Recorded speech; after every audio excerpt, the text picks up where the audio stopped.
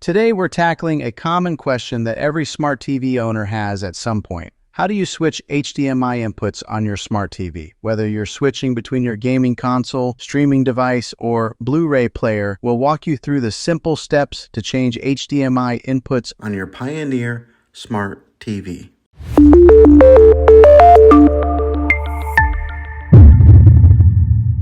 First things first, locate the HDMI ports on your smart TV. Typically, these are found on the back or the side of your TV. Each HDMI port is labeled with a number, like HDMI 1, HDMI 2, and so on. This labeling will help you identify which port is connected to which device. For example, HDMI 1 might be your cable box, while HDMI 2 could be your gaming console. Before you switch inputs, make sure the device you want to use is powered on. For instance, if you want to use your PlayStation or Fire Stick, turn it on first.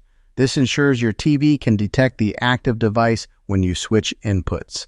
Now grab your TV remote and look for a button labeled Input, Source, or sometimes AV. Pressing this button will bring up a menu on your screen showing all the available inputs. Use the arrow buttons on your remote to navigate through the options. Scroll through the list until you find the HDMI input that corresponds to the device you want to use. For example, if your gaming console is connected to HDMI 2, highlight HDMI 2 on the menu and press the OK or Enter button on your remote. Your TV will switch to that input and you'll see the device's screen appear. What if you've lost your remote? Don't worry. Most smart TVs have physical buttons on the side or bottom of the screen. Look for the Input or Source button and press it repeatedly to cycle through the available HDMI inputs. Stop when you reach the one you need. Here's a bonus tip. On many smart TVs, you can rename your HDMI inputs to make them easier to identify. For example, you can rename HDMI 1 to cable box and HDMI 2 to gaming console. This option is usually found in your TV's settings menu